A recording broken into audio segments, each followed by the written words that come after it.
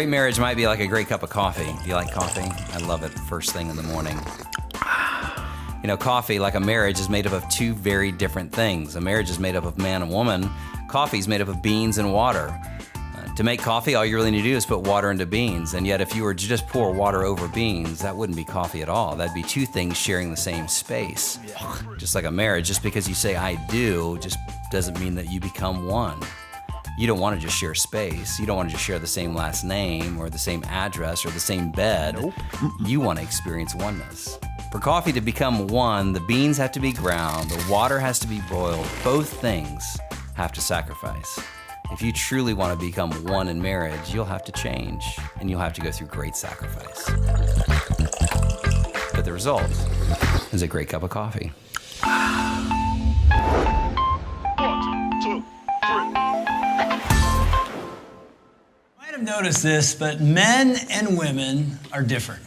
Right? We're different. Yeah, we're different. We're not just talking about physically, men and women are different. They're wired completely different. In fact, I like to illustrate it this way. You know, if you take Barbie and Ken doll, and you look at how little boys and little girls play with these things, you know, it's interesting. I don't know a lot about Ken and Barbie, but I do know this. Have you ever noticed Barbie owns everything? She's got the house, the car, the pool. She owns everything. Ken's a freeloader. He owns nothing. Anyway, so think about this. If you would give these little dolls to a couple little girls, what would they do? Oh, I mean, it's obvious. They would talk to each other like, oh, I like your little bathing suit. I mean, it'd be like this. You have, you know, Barbie over here going, oh, I like your swimming suit that I bought for you. I own that thing. I like your hair. That's a nice cut. I like what you're doing. So, I mean, they would communicate the entire time. Talk, all right? Well, here's the thing. If you gave these little dolls to two little boys, and again, I'm making generalities. This isn't true of all boys and all girls. It's just a general statement, but it's somewhat true. If you gave these little dolls to little boys, they would do this. Hey, I mean, that's probably what they would do. Why? Because boys and girls, men and women are different. Ours actually had little guys and they put firecrackers on them and exploded them. But yeah, it can be so different. And so here's the amazing thing. So you bring that differences into marriage. And again, we're not saying all men are this way and all women are that way, but we are different. Mm-hmm. And we're completely wired differently. So then we come into a marriage and we're like, okay, I've got to figure out what her biggest need is and what his biggest need is. So here's what we're going to do in this session. We're going to talk about the number one need of men and the number one need of women. Again, it's generalities. It may be flipped in your relationship, but generally this is pretty much true. And we're really hoping that you will become an expert of what your spouse needs. That's our goal. Yeah. So let's talk first about men. Is that all right? Yeah. We'll start with men. Okay, let me ask the ladies out there. Yell out right now. What is the number one need of your man? Or generally, what's the number one need of men? Did I hear you say sex? Yeah, I think you're right. No, it isn't sex. It's actually respect. I'm sure some of you said respect as well. And sex and respect, same thing. So anyway, it's respect. And it's interesting to think of what that means. And I didn't know this. You know, I had no idea when I chose to follow Christ my junior year in college that the Word of God, the Bible, actually spoke practically about relevant things. I honestly didn't know that. And it's interesting when you open this book and you start to read about marriage and relationships. And it says a lot about marriage and relationships. There's so much wisdom in here. It's amazing. And so one of the premier chapters on marriage is in a New Testament book called the Book of Ephesians. And you go toward the end of that book, and the Apostle Paul, who wrote that letter to a church in a city called Ephesus, that's why it's called Ephesians, he just starts outlining some principles for marriage. And it's really interesting. At the end of that section, let me read it to you in Ephesians 5, he says this. He says, however, each one of you also must love his wife. He's talking to husbands here. He must love his wife as he loves himself, and the wife must respect her husband. It's interesting that he says to men, love your wife. We're going to talk about that in a second. But he says to women, not love your husbands, respect your husband. You know what he's getting at? And I believe the Bible is inspired by God. God specifically inspired these words. He's getting at the number one need, women, of your man, of your sons, of your dad, but of your especially boss, of your husband is respect. He longs. I think that's our number one need, and not only a need, it's our want. Well, and I had never heard that. I didn't hear that growing up. And then I get married, and we've been married a while, and I hear that, and somebody reads it in the Bible. I'm like, I don't even know what that means. Like, okay, like what does that mean? You're awesome. And so I'm going to explain to the women out there what it means, and then Ann will explain to the men what it means for a wife to be loved. So let's talk about respect for a minute. And I just like to say it this way. Every man needs, I think, wants his wife to be his biggest cheerleader, to cheer him on. And I always add this in. You know, if you came home, wives, and we came home and you were wearing a cheerleader sweater, gosh. you know, a big D on the front, we should sell those instead of our book. That's what we should sell. Anyway. Just ignore all that. All right, ignore that. So, but it really is. It's like, okay, what's respect look like? It looks like we want someone to cheer us, right? And it's interesting. You can tell when a man is feeling disrespected two ways. They'll either respond in anger when they feel disrespected, or they'll withdraw. Seriously, we men are wired for respect, and so we go wherever we're being respected. And I'll never forget, Ann and I were asked, actually Ann was asked to speak to a mother's a preschooler, and she invited me to go with her. So we show up on the stage. I haven't said anything to her about what I'm going to say. I just think I'm going to tell women how men are wired type deal. And these women are all excited, like, oh, this will be good to get a man's perspective. So Dave starts talking, and he starts sharing these things I've never heard. He's like, women, I don't think you understand, but as little boys and as men, as boys growing up, there's usually someone in our lives cheering for us, like, good job, you're the man, look at you. You know, it could be a mom or a dad or a coach or a grandparent or a teacher, someone saying, you're so good at that, way to go, and he's clapping. I'm like, oh, this is interesting. And so then he goes, I played college football, so on Saturdays, you know, I'm a quarterback, and so there's people in the stands cheering for me, clapping for me. Hundreds of thousands of people, as I remember. And he goes, and then I met Ann, and she basically says, of all the men in the world, I choose you, Dave Wilson, and she's cheering for me. And I'm sitting on the stool like, this is good. I like this. Like, yeah, this is really good. He goes, and then we're married for a while, and we walk in the door, and all we hear is, boo, boo. And as Dave's booing, he's turning to me. I was actually standing over here, you know, giving this talk, and I go, boo! And I hadn't told her any of this. I didn't even know I was going to say this. I thought, this is from God. This is awesome. No. Boo! And so I look over, and I'm like, uh-oh. I'm like, are you kidding me right now? I'm in big trouble. And I'm thinking to myself, I do not boo you. And so I don't even know how the talk ended. Do you know how it ended? I have no idea. All I know is we got in the cars, one of those drives home. You know, like, oh no, this isn't going to go well. And so I say to him, like, what was that? I said, do you think I boo you? And I said, well, you don't literally boo me, but it doesn't feel like you're trying to help me. It feels like you don't like me. And I said, this is my exact words, I am helping you. Like, you do not understand. Like, people see you, oh, you're Dave Wilson, but I see the real you, and I'm like, you need some help. I'm just helping you to be a better man. And so what ended up happening is we went on this journey. It wasn't a year, it was several years.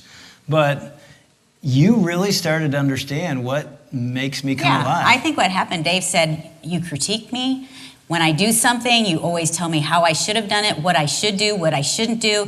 Even with the kids, I feel like I can't do anything right. You're always kind of fixing me. And here's what I thought. I thought, am I being his mom? Because no husband wants to be married to his mom. And so I took note of what I was thinking in my head about Dave, and then I took note of what I was speaking to him. And I'm telling you, it was bad. What I thought about him wasn't good because I was continually thinking, don't do that, don't put that there, why aren't you doing this? Well, you should do this, why aren't you doing this with the kids? I was continually in my head critiquing him, and really, it was not pretty. And so then I realized, wow, I am saying things negative all the time. Like, he'd take out the trash. Like, he should take out the trash. You know, that's his job. And all I could say is, I never even thanked him for any of it. Yeah, I mean, this was a long time ago, but all I know is those two symptoms, I withdrew and I got angry. And you didn't even know those were signs of disrespect. Now it's like, oh, when you see that, you should step back and say, what did I do or say that made my man feel disrespected? And all I can tell you, it's been decades since then, she has become my biggest cheerleader. I am not kidding. She started believing in me, started speaking. I mean, she would say, you're an amazing man. You're an amazing man of God. And I would honestly think, no, I'm not.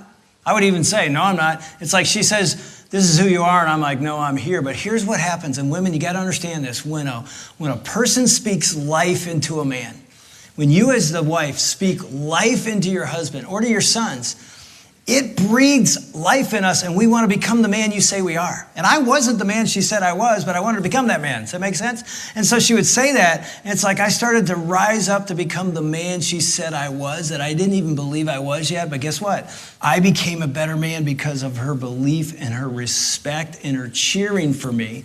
She no longer boos me. And I'm not saying our marriage is perfect or any of that, but it's just like, oh my gosh, she started to speak I can that. still speak truth and say what I think, but it's wrapped in love now. It's very different. And so here's what we're going to do, especially for the women. We're going to give you the top 3 cheers for your man. These are 3 things. There's a lot more in the book, but here's 3 things you can do that makes us men feel respected, all right? And first one's this, notice. Just write that down, notice, or put that in your brain. Notice what he does. I'm saying this, cheer who he is and cheer what he does. Cheer who he is and cheer what he does. And it starts with you notice the things he does and started to notice the good. You know, she wasn't chopping the plant anymore. She was like appreciating and watering and fertilizing the good in me, and it made me be a better man. I'll never forget, back when we started our church, we used to have these little cards that we would put in the program for people to write down prayer requests. We call them CR cards, confidential requests. And they ended up being critique cards. People wouldn't sign their name. They just critique us. And I remember a season I got a whole stack of those where they were negative. They're like, you're not a good preacher. I don't like coming to this church. I don't think you have the gift of teaching, blah, blah, blah. And so I started to lose confidence, and I would feel I shouldn't even be on the stage preaching. And so I remember sharing with Ann one night, and I was feeling that. He came to bed and he was sharing all of that with me. And I'm just going to tell you how embarrassed I am to tell you this, but when he shared it, the first thought that came into my head was, you should read your Bible more and spend more time with Jesus, because then you'd be a better preacher and your messages would be better. I actually thought that. And in the past, I would have said that to him.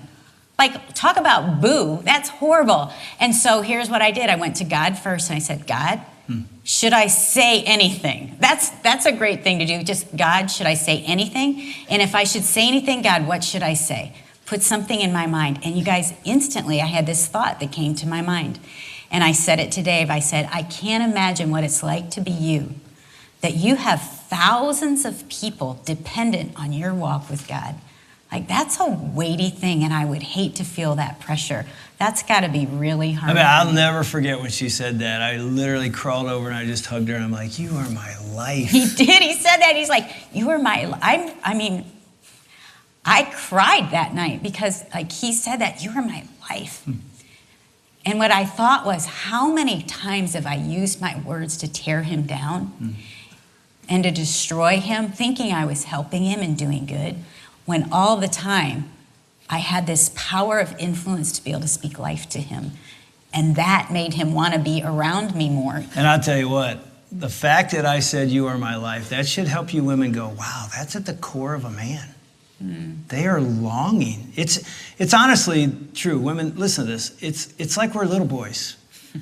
And we're like 12 years old, even though we may be 30, 40, 50, 60 years old. And we're just longing for someone to see us and notice what we do, how we work, how we sacrifice. And nobody sees it. And all they do is critique. And then your wife or somebody comes along and says, man, I see it. I notice.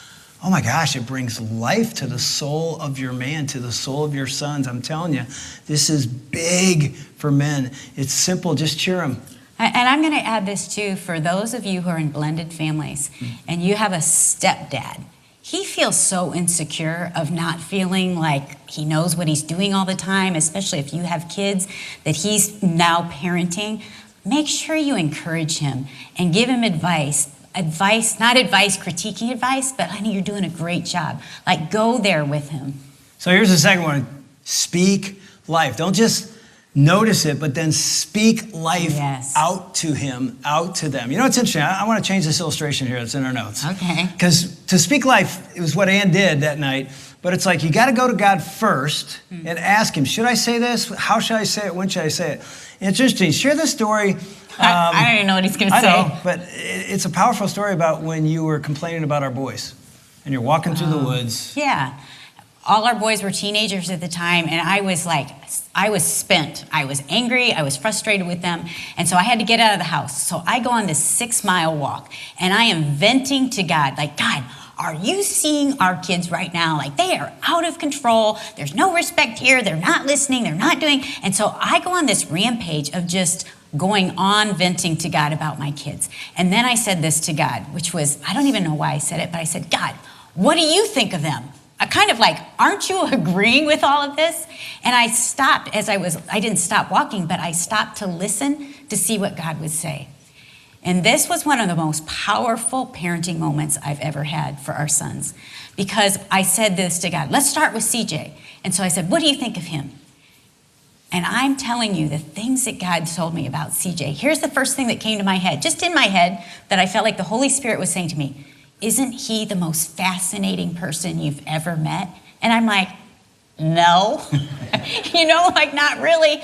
But he goes, isn't he so unique? I made him in a way that he's without guile. He's like Nathaniel. You have to read about that in the Bible. He has no pretense about it. That is so CJ. It's like, well, that was right from God. Yeah, and he just gives grace to everybody. So God's telling me about CJ, and then he goes to Austin. He's Austin's like King David. He has that sensitive heart, but he has the heart of a warrior too. And I'm like, really? Yeah, okay. And then I'm like, what about Cody? He goes, oh, isn't he like Joshua? Cody's middle name is Joshua. And Joshua was the leader after Moses who led people. He goes, Joshua will be my man to lead thousands of people into my kingdom. He's a world changer. And I'm like, really? And so you guys, just hearing God's perspective, because I've actually had women come up to me and here's what they said. There's nothing good to say to my husband. There's nothing good in him. And I'm like, oh my gosh, God doesn't see that. He sees all the good. Go back to when you first married him, because there was something good in him that made you want to marry him. And here's the amazing thing. When Ann spoke that out to our sons, which I watched you do this the rest of the time. It changed my parenting. She spoke it out to me. I'm telling you, women, that brings a man alive. You notice, you speak life, all right? And then the last one is desire. And what do I mean by that? This is crazy. But this is how a man often thinks. It's like when my wife desires me sexually, it's respect. I don't know how to explain that to you. It just is. And we're going to talk about this next week a lot more. There's a whole section in the book on God's design for sex. But I'll tell you this. I remember one time I was speaking to our staff at Kensington, and I had my iPad, and it was the middle of the afternoon, and I get this text from Ann on my iPad as I'm teaching our staff, and it says something like, hey, big guy, I'm waiting for you at home. That's all it said, which I knew what that meant. And I'm like, okay, we're done. We got to go. I feel like God's telling me to end right now, and I'm rushing home right away. It's like, and I know that's crazy. And I'm not advocating sending texts, although that'd be a good thing. It was just like in your marriage. That thing in a marriage for a man actually is tied to respect. Wow. So, ladies, just hear this. Every guy is wired this way. He's longing for you to be his cheerleader. And it's a choice that you make based on, here's the thing I'll say to you. See your husband the way God sees him and say what God would say. And it's going to be life. It's going to be life. Okay, we're done with guys. Yes, let's talk about women. Let's get to the women. All right, it's really interesting. You go back to that passage. And again, I'll remind you, it said, Paul wrote this. He says, wives, respect your husbands. But he said to the husbands, you must love your wife as he loves himself. Yeah, what's that mean? Well, here's the thing. I think the word love has lost its meaning. We don't know what it means. We love ice cream. We love God. We love the Lions going to the Super Bowl. Whatever. It means nothing. But here's what guys do understand. Guys know what it means to cherish something. So change the word love to cherish, because guys, we cherish stuff. I have a TV, I have a motorcycle, you're not touching it. Guitars. I have guitars, they're in a humidified room. It's like, we know how to cherish stuff. I protect them, I talk about them, I study them. It's like, okay, what would it be if I did that for you? To cherish, to love you as you deserve. And so we gave you 3 cheers for a guy. I'm going to give you 4 cherish moves. Why 4 and compared to 3? Because women are complicated and they get one more. Because we deserve more. Yeah, and they all start with the letter T. So guys, I start them with the letter T because I know you're like me. Just tell me what to do, man. Just tell me what to do and I'll do it. So here's the first thing. And again, you got to ask your wife, what makes you feel cherished? Yeah, because every woman's going to be totally different, especially more so even than men, of what we need even in this time period. And so here's the first one, is time. And that looks like, you guys, we still want you to pursue us. When we were dating, Dave and I were dating, he pursued me so much, and we still long for that. We've been married 38 years, and I'm like, still pursue me. Be with me. Spend time with me. Be romantic with me. Here's what happens, guys. We get lazy.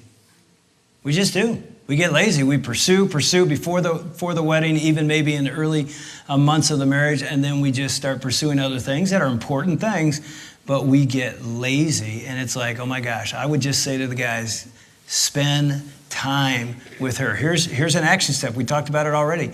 Start putting in your calendar a date.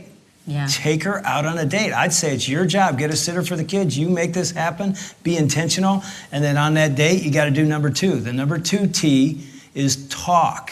And when you write this down, don't write T-A-L-K. Write T-A-A-A-L-K, because they don't want to just talk. They want to talk about the relationship. Well, honestly, Dave probably talks more in communication than I do at home.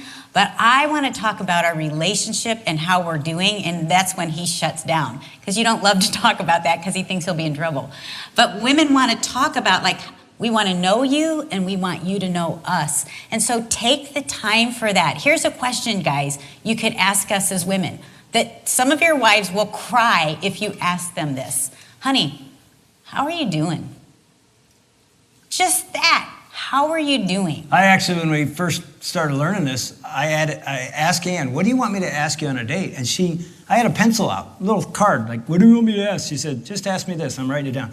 How are you doing? I'm like, you want me to ask you that? And so on dates now, I'm like, how are you doing? Because I tell you what, if you're like us, your life's busy, you're crazy, right. Kids doing all kinds of things, you don't talk. And we want you to talk to us too in terms of how are you doing? And here's a quick tip for the guys. When a woman wants to talk, she doesn't want us to fix and solve her problem. You hear me? She doesn't want that. I'll never forget learning that earlier in our marriage when Ann was having this just hard day. The kids were little, snot, poop, diapers, the whole thing. Some of you are there now. Thank God we're out of that stage. But it was just craziness. And I came home and she was just complaining about her day. I'm sitting at the kitchen table and I start venting like, this is the worst day. Nobody has slept. Like, I haven't slept in weeks. And somebody has an ear infection and they're fighting. And so I'm going on like this. And Dave looks at me and goes, oh my gosh, I'm going to be right back. And so he goes upstairs. I'm like, where is he going? And then he comes down with a little piece of paper in his hand. And I thought, oh, he's written me a love note. And I'm all excited. I'm like, oh, and he hands it to me. And I'm like, oh, thank you. And then it's numbered like 1 to 10. I'm like, that's weird, but maybe it's the 10 things I love about you, or the 10 reasons why you're this great mom. And so I'm like, oh, number 1, get more organized. And I'm like, wait. Okay, that's enough. What? That's enough. Number 2, use your time more wisely. I'm like, what is this? I mean, it was a bad moment in our marriage because it's like I actually thought God gave me this, these 10 things she could do to get her life, better. Because he looks at it and he goes, I feel like God gave me that. And I'm like, you think this was from God? Tell him what you did. Go ahead. I said, this was not from God. This was from Satan. And I rip it up and I throw it in his face. She threw it in my face. And you know what? She should have. That was so, I honestly didn't know. You thought that was helping me. Yeah, I thought it was helping. I've learned, guys, are you hearing this? She doesn't want you to solve or fix her problems. She wants you to be a part. Yes. And enter into her world with her problem. What's that do? That makes her feel cherished. It makes her feel loved, that you are her partner. You are there. Listen to us. There may be a time to solve and fix. There are times now I say, what do you need from me right now? That's the key. Did you hear that? What do you need? What would be most helpful to you right now? And sometimes I'll just say, I just need you to listen. Other times I'll say, I need your advice. But mostly, I just need him to listen. Yeah, so it makes her feel loved and cherished. What? Most women are like this when you spend time, when you talk. And then here's number 3, touch. Did you hear me, guys? Touch. And I know what you thought. You're like me. You're like, yeah. He's talking about sex. No, I'm not talking about sex. We're not saying that's bad. But we need touch as well as that.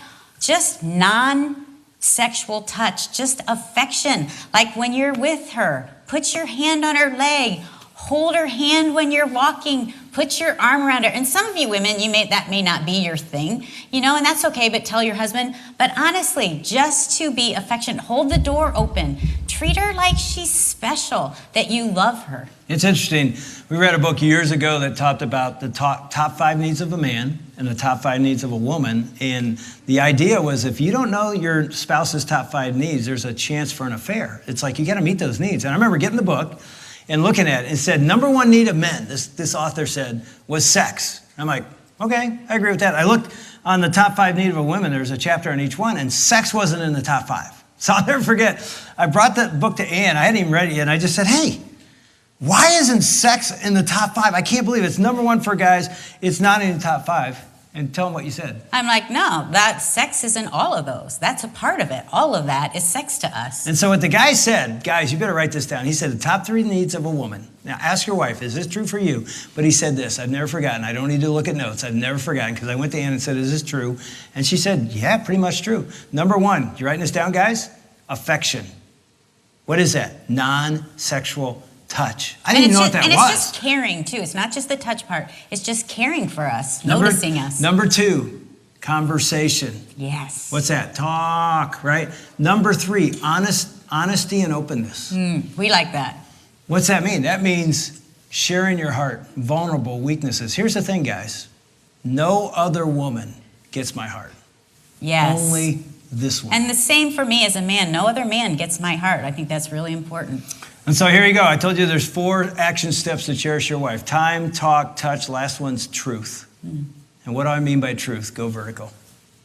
Your wife longs for you as her man to take her to Jesus. I mean that. Am I right? I would say go to Jesus with us, because so often sometimes as women, and it can be flipped, it can be either way, but I know for me as a woman, I want Dave with me or before me. You know, sometimes we're jogging back and forth and one is ahead and one's behind, but we want our guys to be with us, right on track spiritually, you know, to share stuff that you're learning, or like that's really big, to initiate prayer. We love that. And that's why we said in the first week, pray daily together. I'm telling you, that's a spiritual move to go vertical, not just alone, but together. It can change your marriage. I'll end with this. Years ago, I made a New Year's resolution, which I don't often do, but the boys were little, and I said to Ann on New Year's Eve, I said, this year, I'm going to go, after we put the boys down to bed, I'm going to go to my office and get on my knees and I'm going to pray for 5 minutes and pray about who they'll marry someday and their lives growing up. And I said, you don't need to join me. It's my New Year's resolution. Long story short, 17, 18 days into January, we were praying together every night. Oh, yeah. When he did that, like, I'm in. Like, I want to do that with you. This is awesome. And it took like 5 minutes. Yeah. It wasn't this big old deal, but I'll never forget, like day 17, we're just about to get off our knees, and she grabs my arm and she goes, hey, I just got to tell you this. I go, what? She goes, this just turns me on. And she sort of said it like that. Like, I was like, what do you mean? She goes, I don't know how to explain this, but doing this with you every day, it's like romantic. It just makes me want you. It's very romantic. Said it's like foreplay. It's like you're so attractive to me right now. Here's all I know. I remember that moment. I didn't say this out loud, but I thought, if this is how this works, I lead her spiritually. I was like, I'm going to become the Apostle Paul. It was crazy. But here's the deal. That isn't why you do it, but it's like, oh my gosh, when I want to paint reality. Okay, yeah, I'm going to paint reality. Like, we did that for a while, and then we don't do it on our knees every single night. So don't be on your husband or your wife like, you never do that. Don't hold it against them. But those are like goals that you put in. Now, what were you going to say? I was just going to say this. Women, cheer for your man. Men, cherish. And now you know what those words mean. Cherish your wife. Women, here's your homework. Ask your husband or a guy friend, what does it look like to respect you? What can I do to respect you? Guys, ask your wife, what does it look like, or single guys, to a friend, what does it look like for me? What would love look like to you? That's your homework.